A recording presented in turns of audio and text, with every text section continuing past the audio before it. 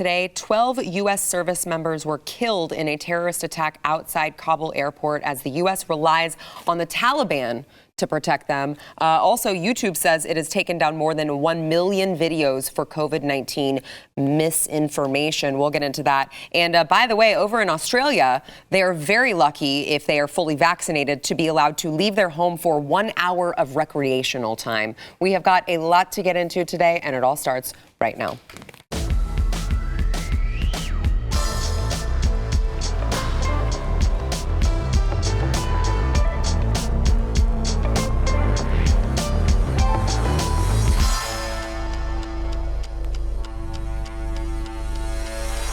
Welcome to the news and why it matters. I am Sarah Gonzalez, back in studio. I broke free, finally, from the confines of my house. I am happy to be joined today by Stu Bergier, host of Stu Does America, also a survivor. Thank you. Thank you very much. We share that now. Yes, we're in a support group together. Yeah. Welcome back. Thank you.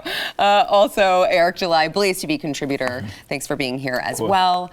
All right. So, by the way, but as we get started, I would just like to reiterate, screw you, China. So, as we get, let's get to the headlines of the day. You feel like what's happening in Afghanistan, it just can't get any worse. And then it just continues to get worse somehow. So there were explosions outside the airport in Kabul today. They killed at least 12 U.S. service members. I know for a while they had said there were 4, and then a U.S. official upped that number to 12 now. And then, of course, a number of others were being treated for wounds. Now, this was ISIS-K who is claiming that they are the ones who did this. But this was just, I don't know if you guys saw videos of it. Surely we cannot show those on this program. They're very graphic, but they are out there circling social media. And apparently the first blast took place right outside the airport's Abbey Gate, and then the second at the nearby Barron Hotel. Scattered gunshots were heard after the blasts. And it was really sad to see. I know I saw another video of people standing in the same location that the first blast went off. And this was 24 hours previous, and they were just all standing there, holding up their things, just begging, trying to get a flight, a way out. And then 24 hours later, just complete and total devastation out there. Stu, what are your thoughts? It's a really dark day in U.S. history, honestly. I mean, it was hard to go through this. This stuff all happened while we were on the air for radio today, and to see it all happening live, you're right. I mean, they said 12, another 15 wounded, and the numbers for civilians are very high as well. One of the reports was 60 dead among Afghan civilians, 140 injured, and we don't know if there were any, people, Americans as well in that group that were just not service people, but just trying to get through the line. It's incredible that this has happened. And one of the things as we've been going through this, there wasn't a big appetite for this this presence anymore in Afghanistan by the U.S. population. Really, both sides of the argument had come. Republicans and Democrats mostly wanted to get out of there. It's not about that. It's about competence. And we kind of started talking about this as things broke down a little bit, and we were talking about it as this thing like, oh, Biden screwed up. True, right?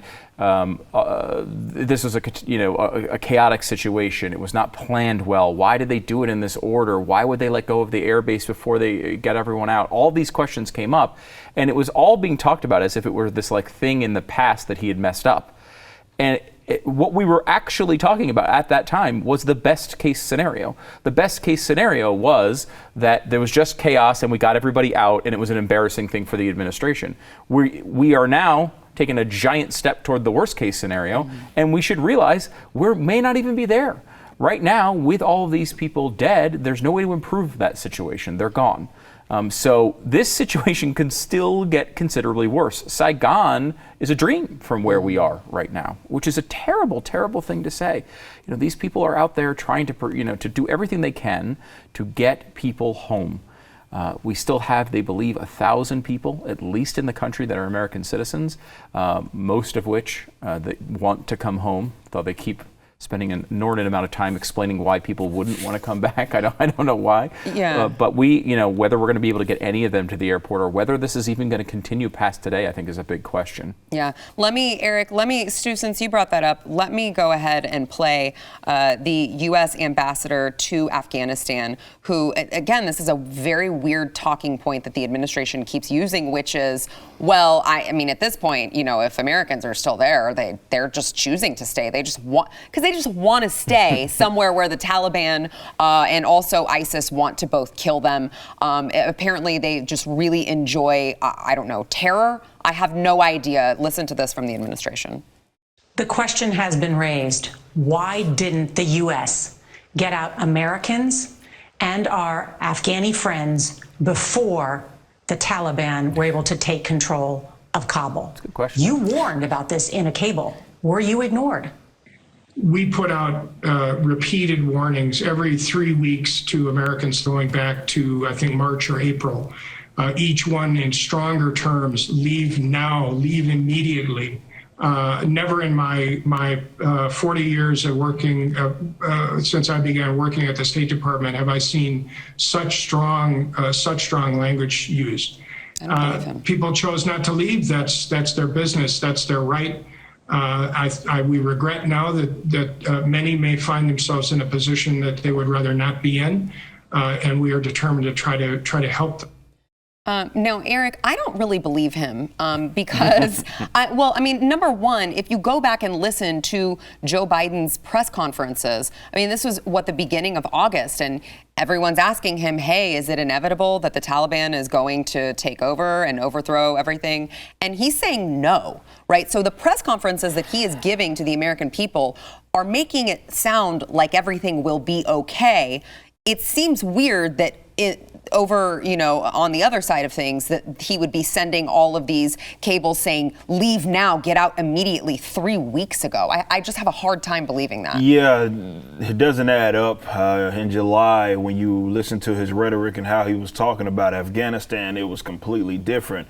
And of course, you have to kind of change your tone on things once it hits the fan, which is exactly what it did. But if you look at it from that perspective, I would imagine that's sort of, if they are sending out, however they're contacting Americans, emails, phones, whatever it is, with such a stern warning, it doesn't seem to match up, because it would have sounded like they were okay if we are going by what Biden was saying. But yeah, like you've mentioned, this could absolutely get worse. Because what happened in the wrong order, which we could sit here and argue all day long which order it should have been in, but I guess we can concede it. At minimum now, it was the absolute bad order. Whatever this was, it was wrong. It was incorrect. Yeah. Whatever just happened shouldn't have happened. And unfortunately, a lot of people are stuck in a very bad situation. And I believe you kind of alluded to at the beginning of the show of this whole, our government is essentially letting the Taliban know who our peoples are, the names of them, apparently where they're at, as well as the Afghans that have helped them out, which they're probably dead on arrival as soon as they figure out where those guys are even located. All of this just makes for a very, very bad situation, and unfortunately can get worse. And this is, me picking up on, I'm not like some military folks, so I'm not going to sit here and act like I'm some sort of expert on this. But all eyes are on Kabul. Why? You told everybody to go there. So if I'm a terrorist, or if I'm a person that wants to do bad things to people, where am I going to go? Like, it's a hotbed, is it not? Is it not? And I don't think that, maybe they are stupid enough to not think that they wouldn't react based upon that. Well, everybody's trying to get there. Why don't we go over there and mess something up? And reports are talking about suicide bombers and all of this. It's just a bad situation. But it sounds like a lot of people were set up for failure regardless. And to see Joe Biden and in this administration not even really want to talk about it, or at least not talking about it to us, not really giving any press conferences to this regards, just really goes to show how bad this situation is. But unfortunately, it can get worse because not just Americans, there are these allies as well that are there behind enemy lines, and it's not like they seem to be making it easier. I saw a plane, someone took a picture of one of the planes because people were unable to get to Kabul. One of the planes that left were virtually empty. It wasn't that many people that were on, and that's the conversation that doesn't seem to be had. It's not just about getting people out of Kabul via flight. It's like, okay, you have all these people that are nowhere near to where they need to get to. How do they get there? Like you mentioned, no military training, nothing. There's nothing ensuring that trip to the airport is going to be something that they can survive. Look, this is all bad, but I hate to say that, yeah, it can get worse. You think that, like what Stu mentioned, look, we're on the other side of this. At least we botched it. Okay, yeah, some things look bad, but we can at least get our guys out of there. It's not what we're dealing with, as you can see. Well, I mean, I just never thought that I would see the day where the United States was literally just like, yeah, we'll negotiate with terrorists. But that seems to be, I mean, that's exactly what we're doing here. We're dealing with the Taliban as if they are some source to be trusted. I heard this bizarre press conference clip from an official in Canada, and she literally said, "Our brothers, the Taliban." And I'm like, what the hell world are we living in where we're just acting as if the Taliban are our friends now and don't actually actively want to harm us? Yeah, because I mean, yes, I saw that same clip. The general in the press conference that happened just a couple of hours ago was saying that we have shared interests right now. Like what interests? And again, we're not even just negotiating with the Taliban. We're negotiating with them for our security. Yeah. Yeah. This is incredible. And you know, to your point, Eric, like, we're not military experts. Like, I'm not going to design a war for you at any point soon. But I will say, like, it's like with Andrew Cuomo. I'm also not I'm not a doctor, right? I don't know. But I can tell you that you don't import, patients that are contagious into a nursing home. Like, that's just like really obvious and basic. And the same thing applies here. Like, you don't give up your air bases before you get your civilians out.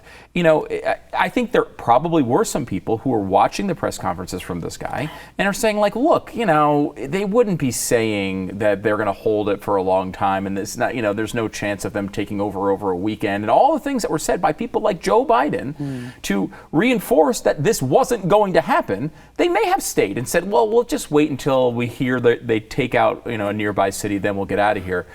And those people are just stuck now. You know, I mean, think about what the bad side of this is. Yes, a suicide bombing is really bad, but if there's 1,000 U.S. citizens there and ISIS-K / the Taliban / Al-Qaeda are in control of the country, how many hostage videos are we going to see? I mean, this could get so bad it's incomprehensible. God, please forbid it. But I mean, it's gonna get bad. And then what? I mean, what does the United States do? What are your options here, right? I mean, our people were just killed. Yeah. You have to respond. Last week I talked about this, and I didn't want it to be true, but just understanding the world stage and how war works, I could absolutely see this being a botched effort, but unfortunately a purposeful botched effort to then excuse themselves to go right back to war. We've seen it before. So I mean, that sounds cruel and corrupt because you're dealing with other human beings as if they're like pawn in this political chess game. But this is what we're dealing with. That's governments. I mean, that's government. It's world's governments, especially in that area. And when you're dealing with the Middle East. So I hate for that to be true. I don't want to see that become true, but that could absolutely be what's happening. But I guess more so the way to look at it is it shows that, I mean, we've seen this with COVID and a mountain of other things, and that mistake that you make at the beginning could lead to, it's a waterfall, man, and it could lead to utter just catastrophic events that you were unable to see because you refused to see anything beyond what was directly in front of you. How many times have I used that analogy with COVID and how governments don't seem to understand how like economics work or how the economy works. They think it's a light switch, and then we get this inflation issue right now and everybody's like, oh, what happened? That could have been what we're dealing with. I have to, because we are dealing with government, I have to assume that, or at least leave it on the table, that they are just incompetent. And maybe they really did believe that,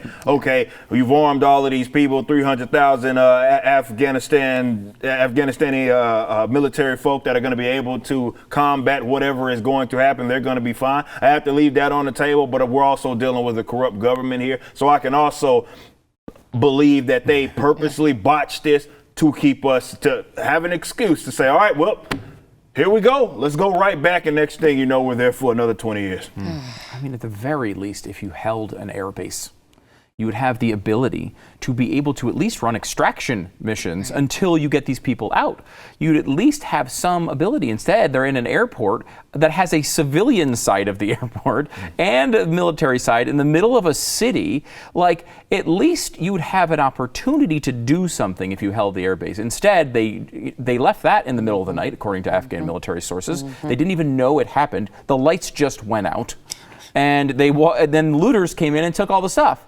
It's been, I am a person who thought Joe Biden would be a terrible president, as you probably did as well. I even am shocked by how terrible he is. Like, it's flabbergasted it really me. It's as if he just took a coin and flipped it over and over again to make his decisions. At least he'd hit on 50% of them. Like, he is continually making the worst possible choice, and it goes not only for what we're seeing in Afghanistan, but when it comes to spending and inflation, as you mentioned, the border is another one. Over and over and over again, this guy was sold as this moderate, pragmatic president. He's acted in a way that an incredible ideologue would act. A person who is so dedicated to what he wants to do in Afghanistan, whatever that is, that he is willing to walk through all of this tragedy and stand in front and keep saying it's going well. I mean, they went to the press 2 days ago and said, we deserve props for what's happened in Afghanistan. Like, legitimately, like, it was a success. Jen Psaki was out there in front of briefing people and saying, like, you can't look at this as anything other than a success. Like, that is like, I mean, people made fun of Donald Trump for saying things that weren't true. I mean, that is like, you are on Mars talking like that. And now they wanted credit for this. They're going to get it. And I hope they do. I think that's most important, understanding what the presidency actually is. We can sit up here. I know economy, when we talk economics, that has a lot of moving parts in it. Senate's, Congress folk, House of Representatives, that are, this right here directly falls on his hand. That's what his job as the president is supposed to be. So let's not lose sight of this if we want to sit up here and try to, if there is one thing that we can blame the president on, it is on foreign policy. Absolutely. It is this. All right, when we come back, Nancy Pelosi, what she first tweeted about after the Kabul bombings. You're not going to want to miss that. First, we want to thank our sponsor, Keeps. So how will you know when you are ready to do something about your receding hairline and the bald spot? That will be when they are the first things that you see whenever you look in the mirror, all right? It's nothing to be ashamed of. It's genetic. But guess what? Keeps can help you with that. Keeps has more 5-star reviews than any of their competitors. Hundreds of thousands of men trust Keeps for their hair loss prevention. Keeps is going to offer you the same doctor-recommended, FDA-approved hair loss treatment that you get from a regular doctor's office, but they're generic, so you're going to pay about half the cost. By the way, you're also going to do everything online. It's super easy. You don't even have to go into the doctor's office to make this happen. You answer a couple questions online, take a couple pictures of your hair, and a licensed doctor will review your information and recommend the right hair loss treatment for you, and they ship it directly to your door for you. By the way, if you have any questions, you can message your Keeps doctor 24/7 and track all of your progress with their tracking tool. Let's get you started with a special discount. If you go to keeps.com, that is KEEPS.com/Y, you'll get 50% off of your first order. That is 50, half off if you go to keeps.com/Y.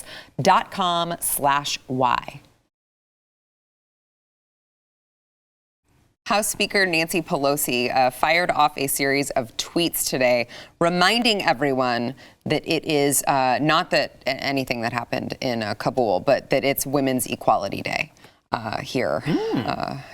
Here in the United States. So she said, despite progress, women across the nation still face barriers to full equality, from shameful pay disparities to the unfair economic impacts of the pandemic to the brazen assault on the right to vote. At this moment, Democrats are committed to building back better with women.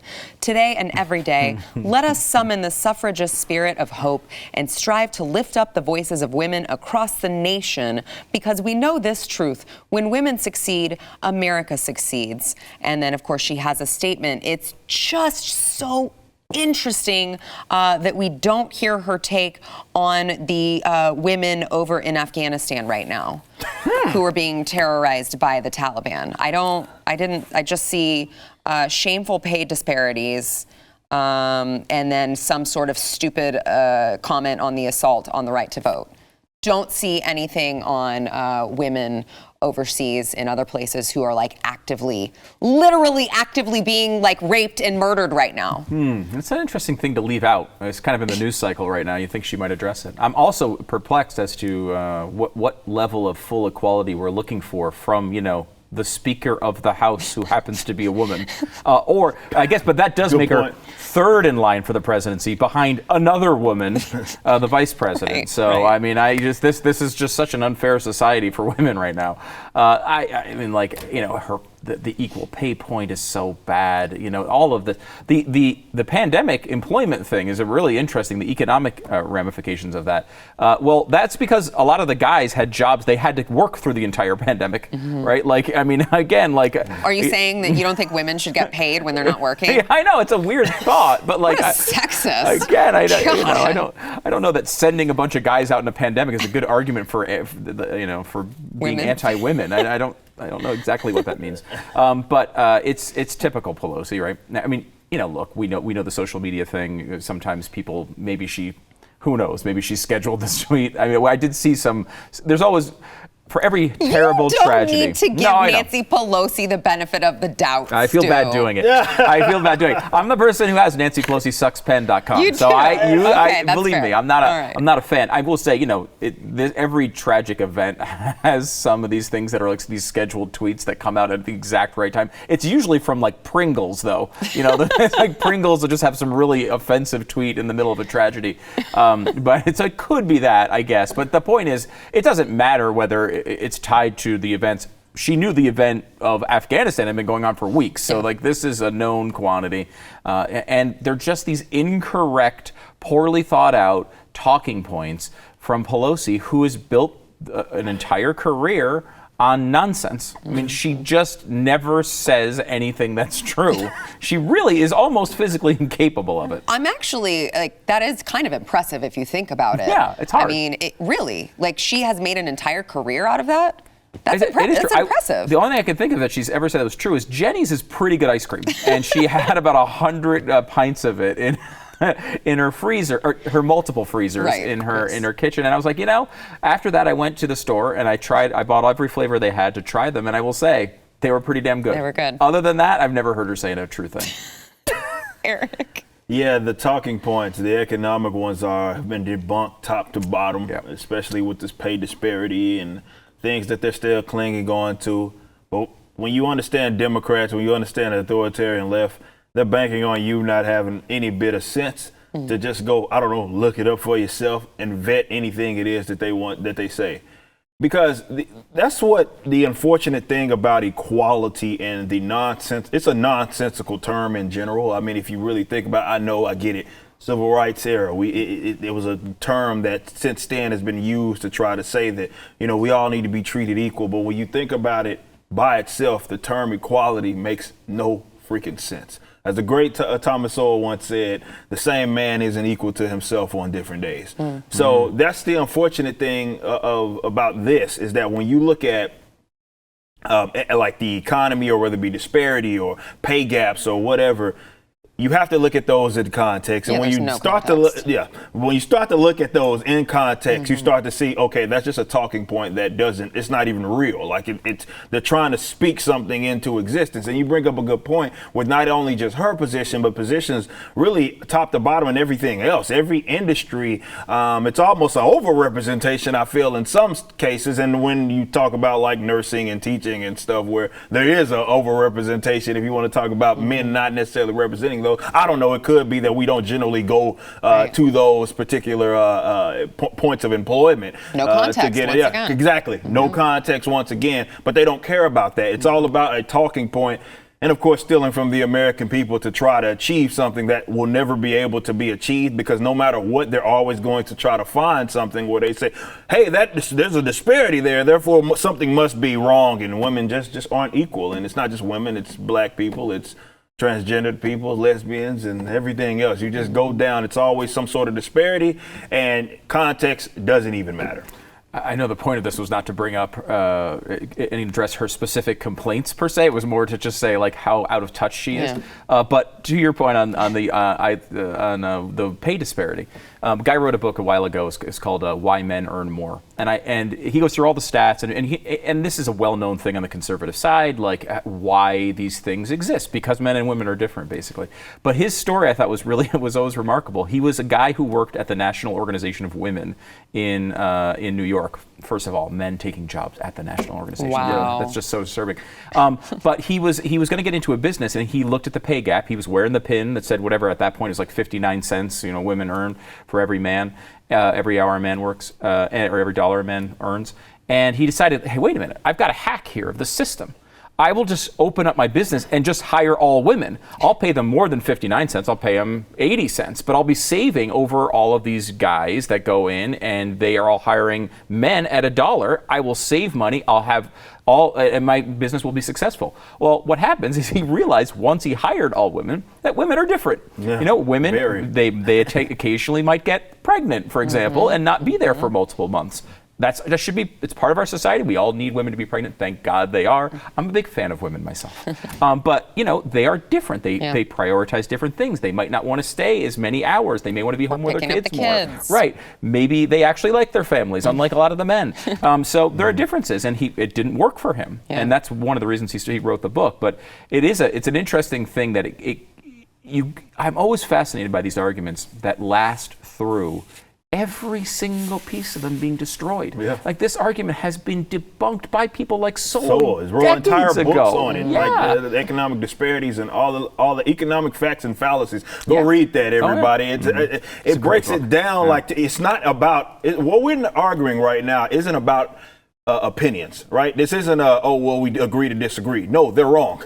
Objectively speaking, they are incorrect. Yeah.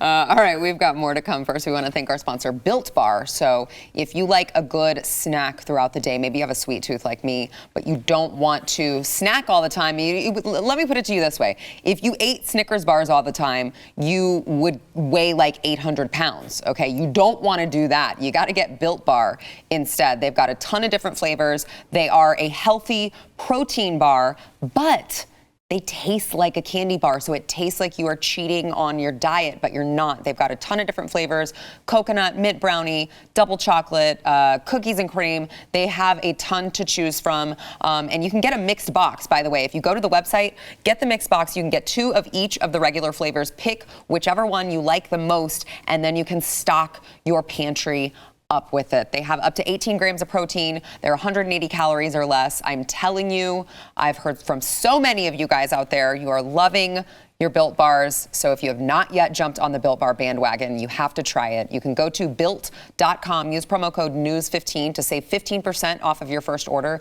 That is NEWS15, only at built.com. Since the onset of the coronavirus pandemic in February 2020, YouTube has removed more than 1 million videos related to, quote, dangerous coronavirus information, the company said yesterday. This says the removed videos included content that YouTube judged was misinformation about the pandemic, like promotion of a false cure or videos calling the pandemic a hoax. And they said that these videos, of course, could directly lead to egregious real-world harm. The chief product officer, Neil Mohan, explained that while combating misinformation remains a priority for the company, with nearly 10 million videos removed each quarter, simply removing videos does not do enough to prevent the some 2 billion users on YouTube's platform from accessing, quote, harmful misinformation. So they are also going to be manipulating search results so that those can be optimized for quality. So it's good that YouTube is looking out for you guys. I'm really glad that they can listen to the CDC, who changes their mind every 10 seconds, and the World Health Organization, who is just in China's back pocket. So it's really good that we can get really unbiased, qualified information. I have a feeling the YouTube king over here has something to say about this. Absolutely, definitely. When I've had to, have 2 striker moves, back-to-back champ there, and it's not just, look, misinformation is a weird term. What they define, on purpose, I think. And that's why it is, because it's loose. And generally, they'll say something like it can't go, the WHO, specifically the organization. And they'll say, well, you can't say anything that is contrary, basically, to WHO. And that's such an odd policy when you look at, well, they themselves have went back on things that they've said, like early on in the pandemic. Which WHO? Yeah, well, that's true. Which one are we listening to, right? The one that at first said that, well, it's really no way that it was leaked in a lab? Or the one that, I don't know, just a month ago, General Tedros was like, yeah, we probably shouldn't have wrote that off so early, because maybe that actually did happen. It happened. Accidents happen. Like, wait a minute. Which WHO do we listen to? But it's hilarious that they word it in a way like, okay, you're trying to protect other people, and you talk about dangerous information that they allow to be on there. I mean, government in itself, to me, is dangerous. I guess I could make that argument. It's killed over 250 million people in the last century. Fact check me on that. Something of that nature. It's a lot of people have been killed by the government, and I'm not even including war. But all of the different things that are out there that, politicians are able to just say things willy-nilly, governments are able to brag about, quarantine camps, and all sorts of just weird things and acts of aggression that are happening all around the world, and that's permissible because I guess it's within our best interest, right? They're, of course, trying to help us. To me, I'm so damn tired of not just them, stores that I go to, everywhere that I go to, where everybody says they're trying to put my health as their top priority. I wish that you didn't do that. Because unfortunately that seems to end up with me being either silenced in some sort of way. But to brag about millions of videos, trust me, America, it ain't just stuff that there are people calling it hoax. It's basically anything that isn't doom, gloom, get jabbed, wear a diaper on your face, all of that. Anything to the contrary of that, you're more than likely going to be, they're going to say that you're spreading some sort of medical misinformation. And if you don't have like a following like myself, it's very difficult to try to fight that. Hell, it's difficult for guys in my position to fight it anyway, but especially if you're just like an up-and-coming YouTuber, good luck trying to say anything mildly controversial about this because, they'll take it down like that. And then they'll brag about it. Yeah. I like the fact that the stores have their my health as their biggest priority. As I walk in and they allow me to buy Cheetos, ice cream, and alcohol. Good point. It's strange. Maybe you should take those off the shelf if you care about my health because that's what's hurting it right now. It's funny because, I think we could all, for whatever reason, the government wants these companies to be the arbiter of truth. And so they want to have this thing because they like the idea that they're all able to say, just follow the science and this would go away. Just listen, these basic things. Don't be so selfish. Just listen to science, follow the science.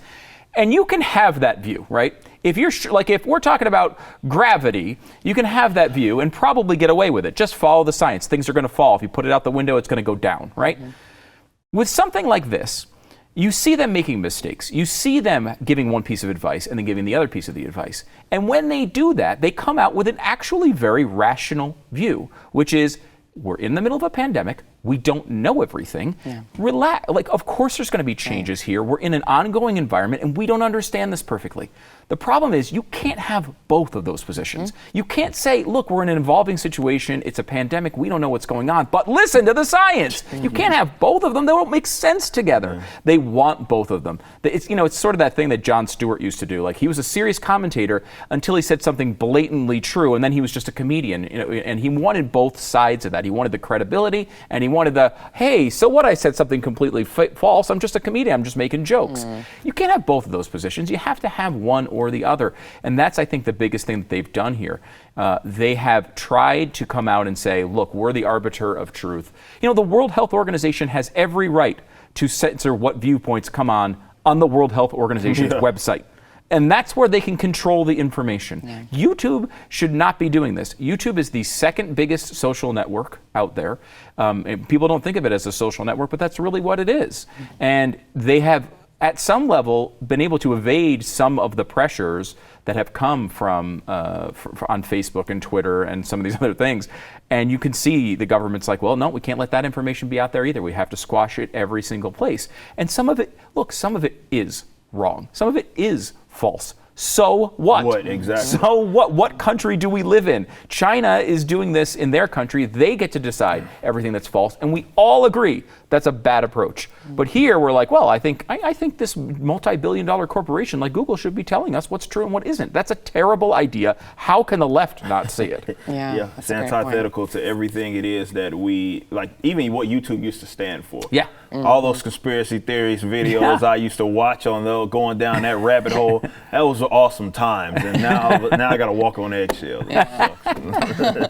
All right, we've got more to come. First, we want to thank our sponsor, new sponsor of the show, Prayer Bowls. All right, so oftentimes we hear, maybe we're at church and we hear a prayer request when we're at church or on social media or email. You get a friend who says, hey, can you please pray for so-and-so? And maybe you'll pray for the person at that time that you hear it, but then a lot of times we quickly forget to offer a prayer again, and then we get back to our daily routine and it just slips our mind. Well, recently I came across a company called Prayer Bowls, and it will help you pray for the people that you love.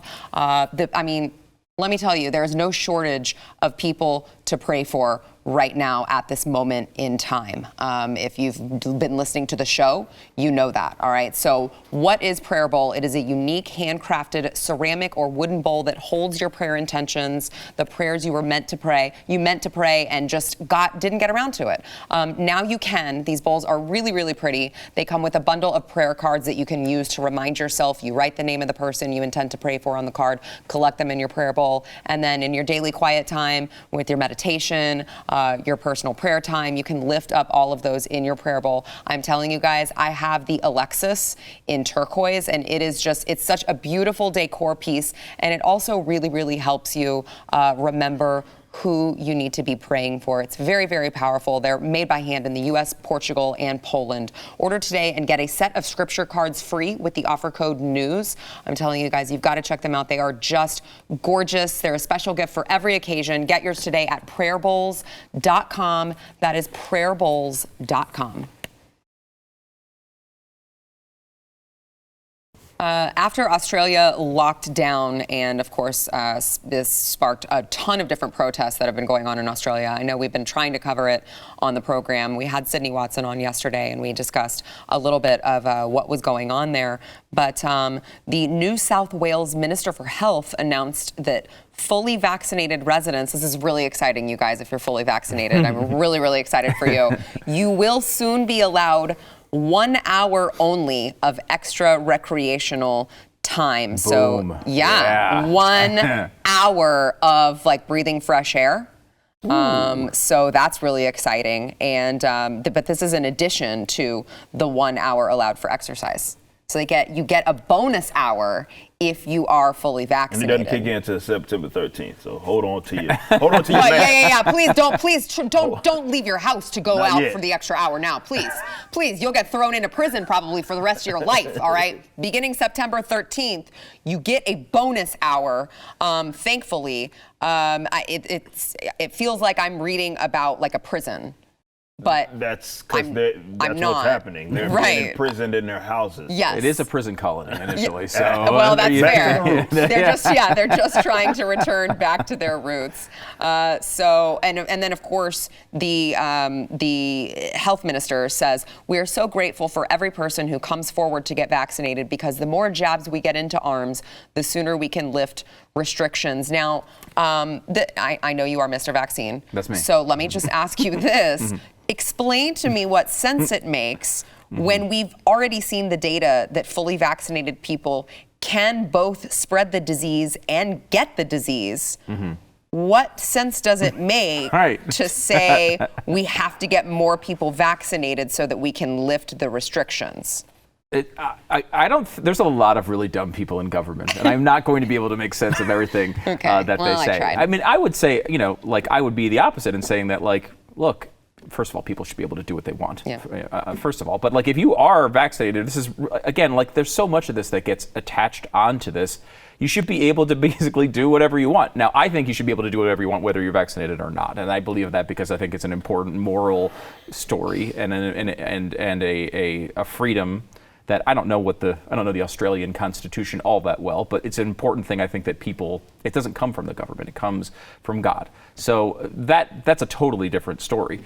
To apply these bizarre things, and I find it so strange coming from Australia, because I really feel like we have a pretty close cultural connection to Australia. Like they seem like they're the same as us, right? Like, I remember like when we were going through a lot of the climate hysteria back, 10 or 15 years ago, it was just like us and Australia were the only two countries not participating in these giant global arrangements.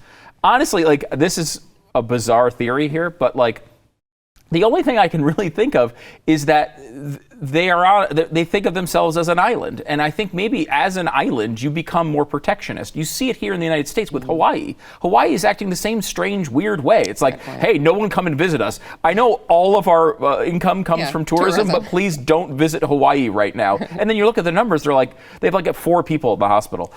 So it's like, I don't know if it's this weird, like, isolationist, protectionist thing that goes on. I don't know what is causing this, because Australia, I think, acts pretty consistently. They're people that,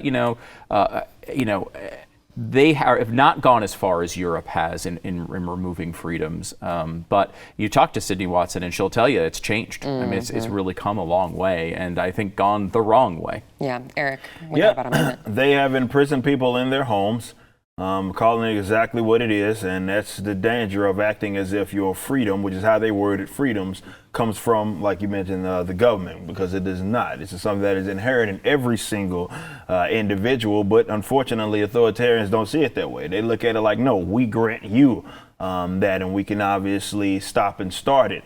They are building what is effectively multiple concentration camps in New South Wales, as well as their quarantine, or what they call them, well camps, I think it was the actual name. Pretty buttering them of course up. And to be in that area, I couldn't even imagine. I know we got Sydney here. I got a couple of buddies I actually appearing on a couple of podcasts of folks over there in Australia, and it's just insane the amount of people that unfortunately are like, they're clapping like seals at this idea because they think that the government is protecting them. But if nothing else, we see what's going on in Israel. I don't think with the whole upticking the jabs, I don't think it's going to get, it doesn't look like you're going to get the results that you think that you're going to get. There's also a pre-study, it's kind of going through let's say, they're vetting the study, if you will, getting a peer reviewed. They're saying that people that got the antibodies for it, like naturally, are better protected than those that got the jab. So be on the lookout for that. Which honestly makes sense when you look at like every other illness in history. Just saying. All right, we got to take a break. We'll be back. I just find it very fascinating that the vaccine has the ability to...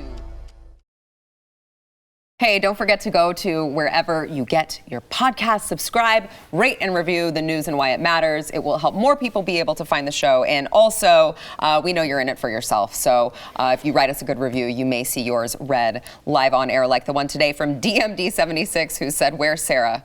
I listened to this podcast to hear Sarah. Where is she?" I was out. I was surviving is what you were doing. Thank you. You were battling back against a pandemic and defeating it. Thank you. Yes. But now I am, in fact, a survivor, like Stu. So like 99% of other people as well. Hey, shut up.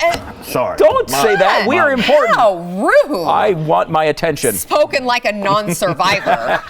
One more from Nikki H83, who says, "Love the show. I love getting my daily news from Sarah and crew. I love all the guests such as Stu, Pat, Eric, Yako, and everyone else. I can't tell enough people where to get the real news.